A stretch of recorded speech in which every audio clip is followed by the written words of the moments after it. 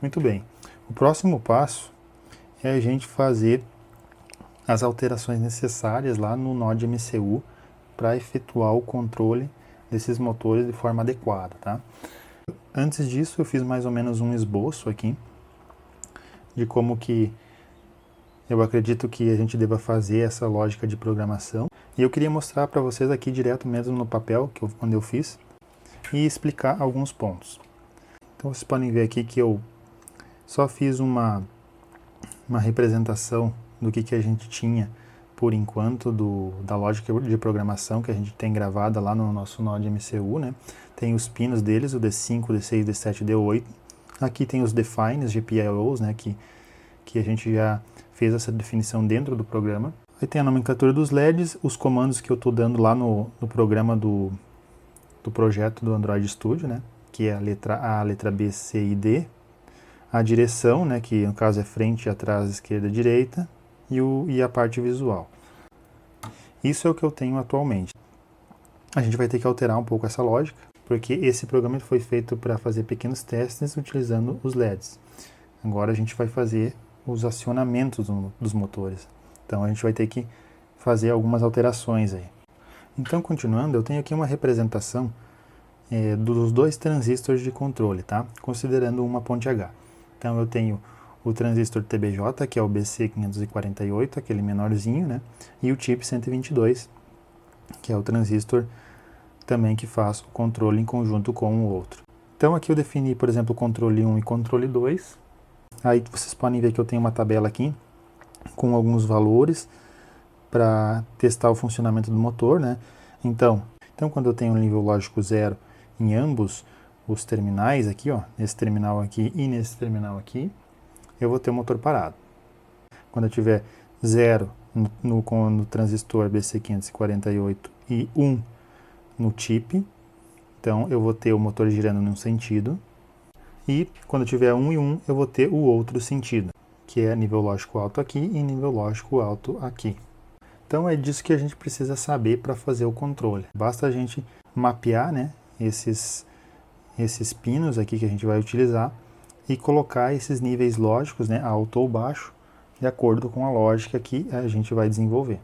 Aí aqui nessa parte eu fiz a primeira estrutura para o comando da frente, né, eu nomeei aqui como motor esquerda, motor direita, e aqui em cima você tem os valores do transistor menor, que é o BC548, da ponte H1, e o chip 122, que é também da ponte H1, com os seus respectivos valores. Então, para ir para frente, eu tenho que ter um nível lógico 0 aqui, no transistor da ponte H1, o BC548, e o nível lógico alto no chip 122. O motor da direita, a mesma coisa, porque eu quero que os dois motores girem para o mesmo sentido. É o mesmo nível lógico baixo e alto para o BC548 e para o chip 122. Assim, nós vamos ter o motor girando para frente. Aqui vocês podem ver uma pequena representação dos componentes. Então, por exemplo, eu peguei o D5, o D6, o D7 e o D8, que são os pinos do nosso Node MCU, e vão ser interligados, então, em cada transistor. Transistor BC548 e o chip 122 da ponte H1 e os mesmos da ponte H2. Então, conforme a tabela anterior, a gente tem que ter, para ir para frente, 0, 1, 0 e 1.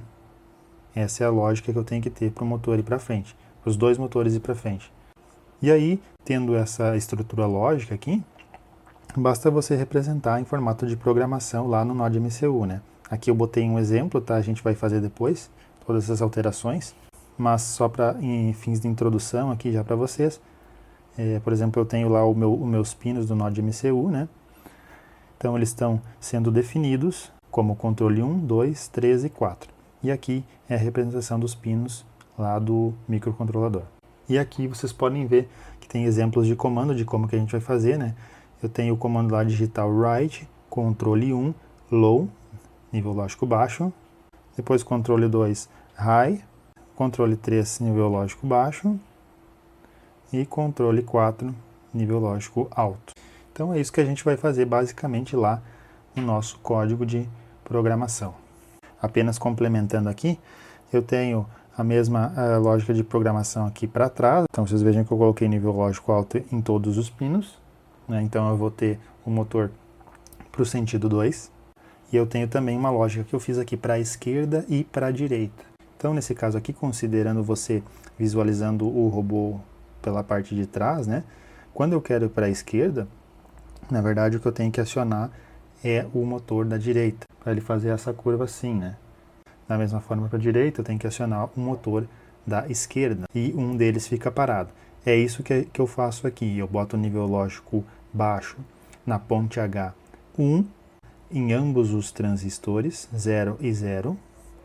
E no motor da direita, eu boto o nível lógico baixo no BC548, na ponte H2 e nível lógico alto no chip 122. Assim, eu vou ter o meu robô indo para a esquerda.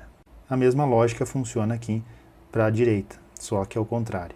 E por fim, essa tabelinha aqui que eu fiz, só para exemplificar os valores, né, que eu posso utilizar inclusive como cola, para fazer na programação lá do Node MCU, né. Os pinos D5, D6, D7 e D8 do meu Node MCU. Aqui eu tenho os valores que eu tenho que colocar se for para trás, todos 1. Se for para a esquerda, 0, 0, 0 e 1. Se for para a direita, 0, 1, 0, 0. E aqui está o circuito, o transistor TBJ da ponte H1, o chip 122 da ponte H1 e depois o transistor TBJ da ponte H2 e o chip da ponte H2. Então o que a gente vai fazer é trabalhar no código. Depois que a gente trabalhar no código, eu vou mostrar lá para vocês em qual terminal a gente vai conectar, né, cada um desses. Aqui já está exemplificado, é exatamente isso. Você vai montar uma ponte H aqui, e o pino D5 e D6 vai neles, assim como você vai montar a segunda ponte H, e o pino D7 e D8 vai ligado à base ali de cada transistor. A gente vai fazer esses testes na prática. Então agora a gente vai trabalhar aqui no programa para fazer alguns ajustes, né, de acordo com aquela teoria de lógica de programação que eu expliquei antes. Então vamos começar mudando essa estrutura aqui, porque a gente não vai mais utilizar LED. Vou botar aqui pinos de controle. E aqui eu vou escrever controle 1. Eu vou copiar isso aqui. E vou colar nesses outros aqui. E vou só mudar a nomenclatura aqui para 3 e 4. Não preciso modificar isso aqui por enquanto. Aqui nós temos que mudar também configuração das portas lógicas. Vamos colar aqui controle 1. E alterar aqui para 2, 3 e 4. E aqui a mesma coisa. Beleza. E aqui tem aquela lógica de programação, né? Que é isso que a gente vai ter que alterar. Então o A aqui, ó, eu defini lá que ele vai ser recebido quando eu pressionar o botão para frente. Utilizando a nossa cola que eu mostrei da aula anterior para vocês, para frente eu teria 0, 1 e 0, 1. Eu vou apagar isso aqui. Aqui dentro eu vou colocar, então, que o controle 1, eu quero que esteja em low, nível lógico baixo. Eu só vou copiar isso aqui, ó, que a gente vai utilizar mais 4 comandos, né? É o controle 2, o controle 3 e o controle 4, que são os 4 pinos de controle. Então, para frente aqui vai ser high. O terceiro fica em nível lógico baixo e o quarto fica em high. Vou copiar toda essa estrutura aqui porque facilita para mim utilizar, né? Esse aqui é para trás, né? O B é para trás. Vou remover isso aqui. Vou colar aqui essa estrutura. E para trás é todos os pinos lógicos em high, nível lógico alto. Também vou apagar essa estrutura aqui da letra C. A letra C é para a esquerda. Então, para a esquerda, nós temos nível lógico baixo aqui, aqui e nível lógico alto no controle 4, que é o pino D8. Aqui eu não coloquei para Para identificar, eu posso colocar, né? O pino D5 é o D5 Node MCU. D6 Node MCU. Beleza, só para identificar aqui. E por fim aqui, né? O comando para a direita, onde eu tenho o nível lógico baixo no controle 1. Eu tenho o nível lógico alto no segundo. Aqui eu tenho baixo e aqui também baixo. Então beleza, pessoal. Depois que entender a lógica de programação fica muito fácil, né? É só alterar. Basicamente iguais, só vai mudar o nível lógico dos pinos aqui, né? Agora eu vou compilar isso aqui, vou carregar no meu Node MCU. E depois eu vou fazer as ligações lá no Node MCU, vou alterar os pinos, né? Para nós testar esse programa para ver se está funcionando de forma adequada, tá? Se não estiver funcionando conforme eu espero, eu vou voltar aqui para corrigir alguma informação eventual que tenha sido colocada de forma equivocada. Então, até o próximo vídeo. Eu gostaria de mostrar para vocês essa ponte H alternativa aqui. Eu achei esse shield aqui nos meus componentes eletrônicos. Eu achei interessante trazer para vocês aqui. Esse aqui é um shield de uma ponte H utilizando um L298. Então esse circuito integrado ele já tem duas pontes H internamente nele. Então, claro que com um shield desses, pessoal, é muito mais fácil porque você não precisa fazer todo o circuito, né? Ele já vem tudo pronto, vocês podem ver. Tem todos os diodos, os reguladores, enfim, todos os componentes necessários para você fazer a conexão no motor. Esse shield aqui, ele tem a conexão dos motores, nesses dois verdes aqui que vocês estão vendo, esses dois bornes verdes, e nesse borne azul aqui é a alimentação do motor. Aí os pinos de controle são aqui, ó. Ele tem o Enable A, o IN1, IN2, e o N3, o N4 e o Enable B. E através desses pinos você faz o controle. Então eu vou ligar ele aqui só para mostrar para vocês. E aqui eu tenho um motorzinho conectado, vocês podem ver que ele está girando já. Nesse caso aqui eu conectei o IN1 no negativo e o IN2 no positivo. E aí para você girar ao contrário, é só você trocar esses dois. Agora eu inverti a conexão aqui dos dois pinos de controle e ele gira para o outro lado. Eu resolvi trazer ele só para fins de demonstração, para você saber também que existem esses shields aí que você pode também utilizar para controlar motores. Pessoal, eu queria comentar com você sobre a alimentação do Node MCU, porque os testes que a gente fez, o nosso Node MCU está conectado no cabo USB. A alimentação ela está vindo da porta USB do nosso computador, ok? Como a gente vai controlar um robô, obviamente a gente não pode deixar um cabo USB conectado aqui num dispositivo. A gente precisa de uma alimentação, né, que seja externa, que alimente o Node MCU para ele poder funcionar.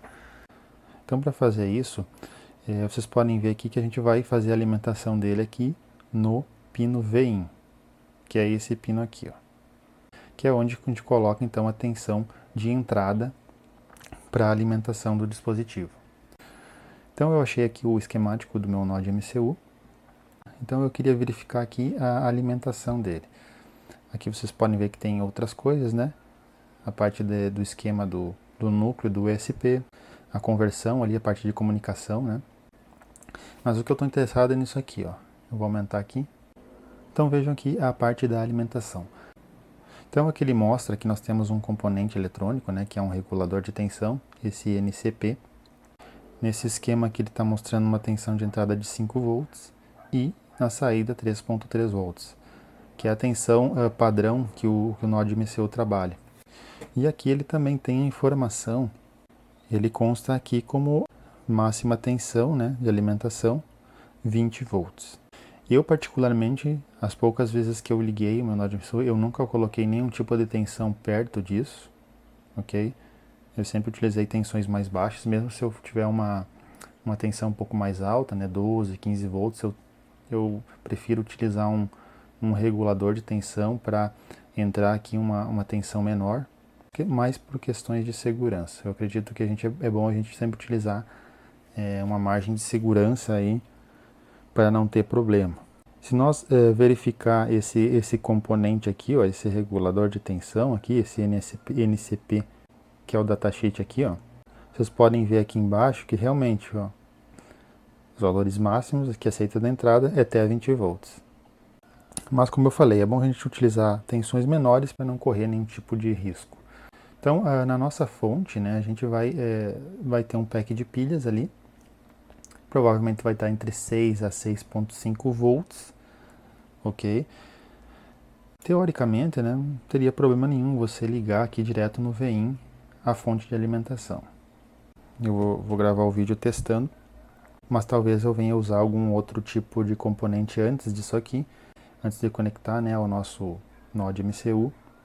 A gente tendo circuitos de segurança sempre é uma boa recomendação. Os próximos testes a gente vai fazer na bancada. Bom, eu quero testar o circuito com vocês agora e sem estar ligado também o nosso Node MCU na USB. Eu queria mostrar para vocês aqui, ó, no Node MCU eu tenho o pino VIN ali e eu liguei um diodo, um N4004, ao positivo. Apenas uma pequena proteção contra a inversão de polaridade, nada mais que isso. Eu tenho lá, o meu circuito continua aquele mesmo ali, normal, não fiz nenhuma modificação aqui. Aqui está a bateria que eu vou usar no meu robô. É um packzinho de pilhas alcalinas, 1.5 volts, né? Aí nós temos um fio aqui que é o positivo delas e um negativo. Esse fio positivo da bateria, eu vou ligar lá no positivo do meu circuito. E o negativo, eu vou ligar nessa outra trilha aqui. Meu Node MCU ele já deu uma piscada, né?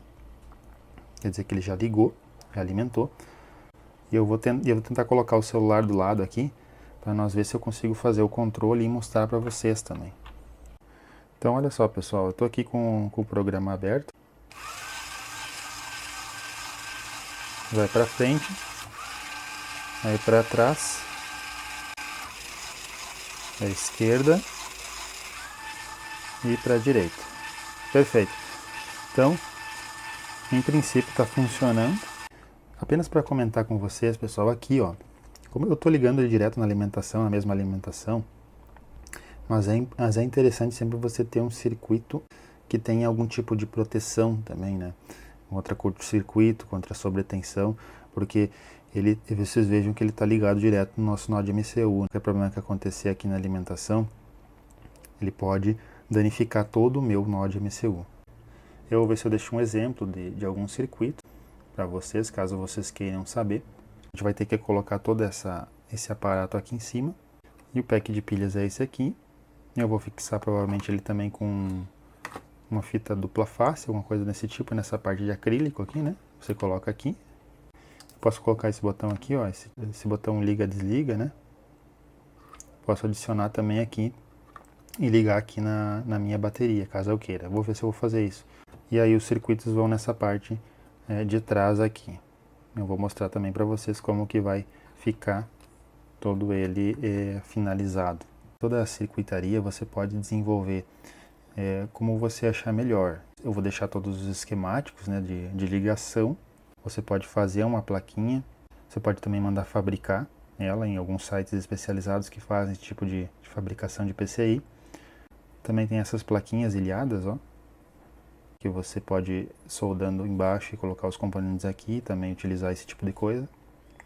Eu particularmente vou deixar provavelmente na protoboard mesmo, vou deixar nessas duas protoboards. Vou ver se eu vou fazer algum ajuste aqui ainda para ficar melhor. Você pode fazer do jeito que você achar melhor. Então seria isso aí e até a próxima aula. Bom, só mostrar para vocês então aqui a montagem final.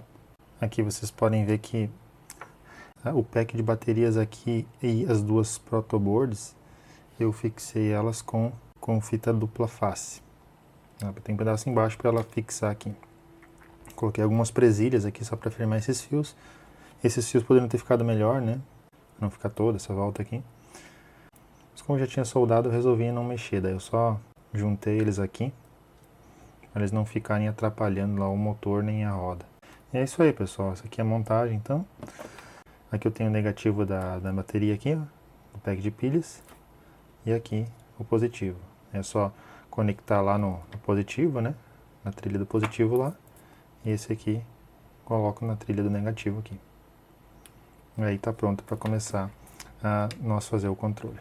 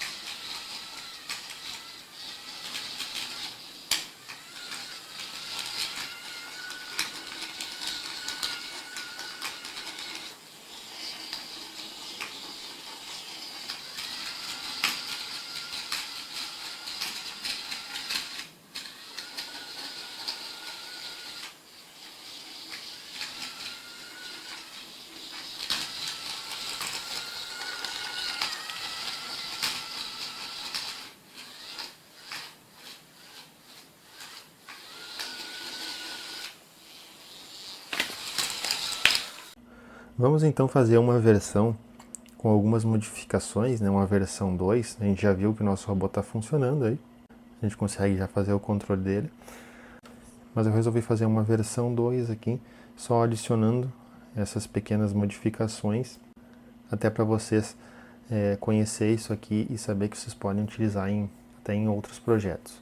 Eu vou utilizar aqui o LM317. Ele é um circuito integrado, que é regulador de tensão. E aí ele tem proteção, então, contra sobretensão e proteção contra curto-circuito. Então o objetivo dessa modificação é nós adicionar esse componente para ter essa proteção maior aí do nosso circuito, ok?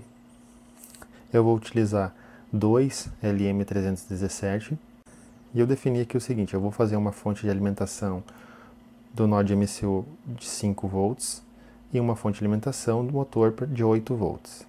Eu coloquei 8 volts aqui porque o nosso circuito ele tem uma queda devido aos circuitos que tem ao redor, ok? E na verificação prática eu observei que essa queda ela está em torno de 1,5 a 2 volts, mais ou menos isso aí que eu medi. Então por isso que eu coloquei uma fonte de alimentação aqui configurada de 8 volts, que aí se tiver uma queda de tensão, né? Nós vamos ter ainda em torno aí de 6 volts para os motores. Eu vou utilizar daí, ao invés de 4 pilhas, eu vou utilizar 8 pilhas. 8 pilhas alcalinas de 1,5 volts, então nós vamos ter um circuito aí total de 12 volts. Esse aqui é o circuito, ele é bem simples, né? Vejam que é um LM317, que é o circuito integrado. Nós temos a nossa fonte de alimentação de 12 volts, então, conectada ao pino de entrada. Aí tem esse pino de ajuste, que é ligado a uma malha resistiva e a saída do circuito. Então a gente entra com 12 e sai com a tensão que a gente configurar aqui. Como que ela é configurada? É de acordo com esses dois resistores aqui, o R1 e R2. Dependendo dos valores que você utilizar, você vai ter um determinado valor de tensão na saída.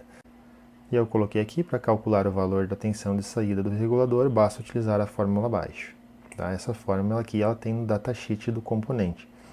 Então, a tensão de saída é igual a uma tensão de referência vezes 1 mais R2 sobre R1 mais corrente de ajuste vezes o R2. Então, a tensão de saída é o que a gente quer. A gente tem que botar o valor que a gente quer. A tensão de referência 1,25 do datasheet. Estou com ele aberto aqui, ó. Aqui, ó, tensão de referência 1,25. A corrente de ajuste, aqui ele aparece de 50 a 100 microamperes. Eu coloquei 100 microamperes aqui. E o R2 a gente define, né? Então, foi definido como 1000 ohms ou 1K. Tendo esses valores aqui, basta você substituir nessa fórmula aqui para encontrar o R1. Então, aqui está os cálculos. Uma fonte de 5 volts lá para nós ligar no nó de MCU. 5, que é o que a gente quer, né? Olhando naquela fórmula lá. Tensão de referência, substitui aqui o valor de 1K, mais a corrente de ajuste versus o R2. Fazendo os cálculos aqui, você vai chegar nesse valor aqui, ó, 342,46 ohms. Então, o valor comercial aqui, 330 ohms. E na fonte de 8 volts, é só substituir aqui também e refazer os cálculos, né? 8 e os mesmos valores são aqui para as demais variáveis, né? Nós vamos chegar no valor de 187,96. Então eu botei aqui um valor comercial aproximado aí de 180 ohms. Então fazendo a simulação aqui, ó, eu tenho aquele circuito que eu mostrei para vocês, muito simples, né? A fonte, o LM317 e os dois resistores. E aqui eu estou medindo a tensão de saída. Eu vou botar um play aqui, ó. Então eu tenho aproximadamente 5 volts. Eu tenho 1K aqui, que é o que a gente definiu, e 330 mais ou menos o valor comercial que a gente vai utilizar. Se eu parar aqui e modificar, vamos botar 180, 8.2 volts. Aproximadamente 8, né? Valor aproximado que é o que a gente projetou. Então agora a gente tem que montar na prática esses dois circuitos e vamos medir essas tensões de saída aqui para a gente poder ligar depois no nosso circuito lá final. Então tudo que eu preciso para fazer a montagem aqui é o LM317 e dois resistores. Para outra fonte de tensão é só trocar um resistor, né? Então eu vou começar colocando aqui o meu LM317. A pinagem dele é o ajuste, a saída e a entrada. Tá? Olhando de frente assim. Só vou puxar um jumper aqui do ajuste. Botar para cá.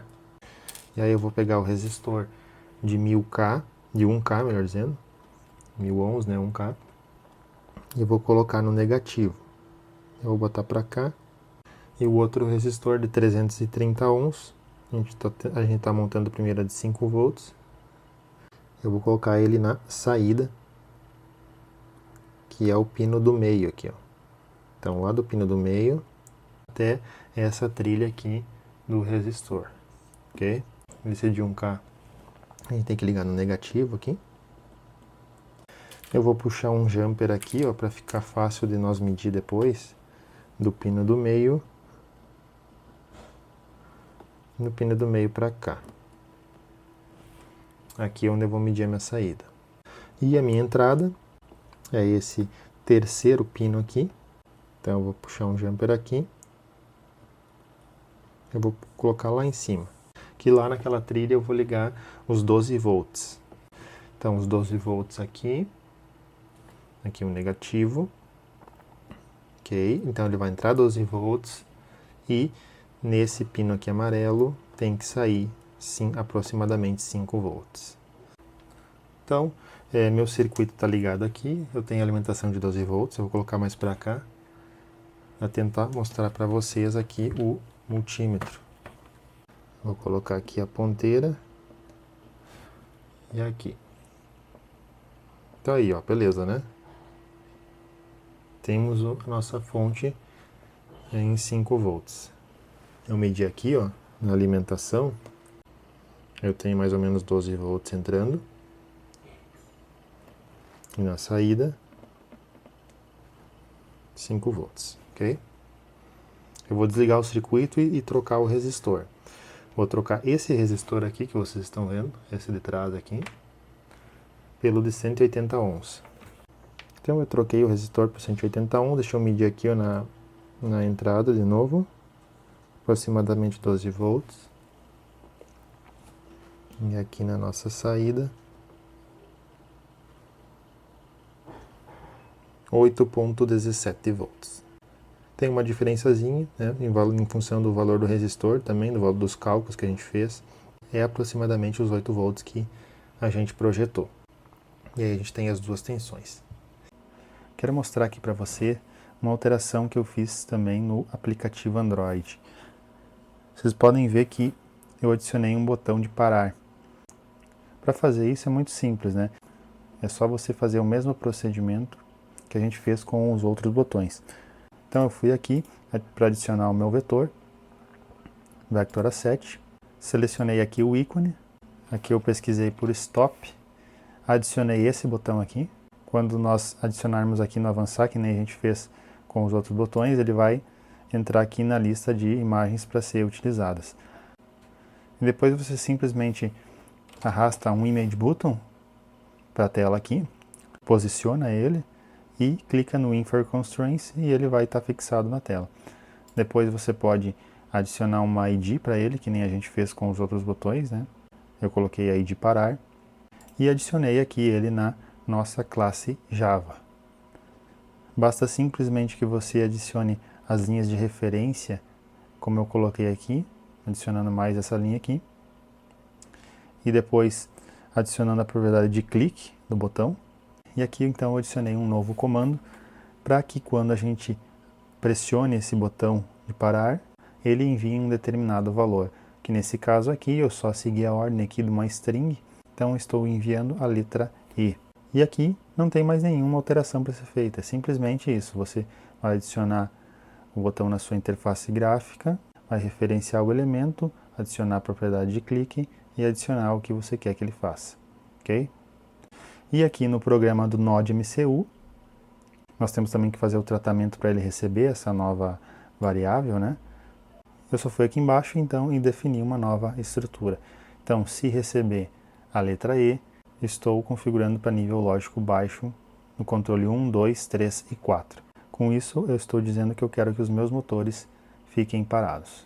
Então, muito simples, se você quiser adicionar esse botão de parar no aplicativo Android, basta seguir aí essas linhas de programação que eu mostrei para você. Aqui está a nossa plataforma robótica. Então vejam que eu coloquei 8 pilhas, tem 2 packs aqui, cada um com 4 pilhas. O resto do circuito aqui é muito parecido, a única coisa que eu fiz foi colocar os 2 circuitos aqui na ponta com o LM317, e apenas um detalhe importante. O LM317, que cuida da parte de alimentação dos motores, é recomendado que você coloque um dissipador, porque ele vai fazer um trabalho constante aqui e ele vai esquentar. Se vocês usarem, vocês testarem, vocês vão perceber que ele vai esquentar. Vocês podem ver que eu não coloquei aqui, mas nos testes práticos aqui eu já percebi que ele esquentou e seria ideal colocar um dissipador.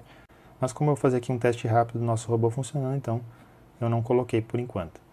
E agora então é só nós fazer o teste final.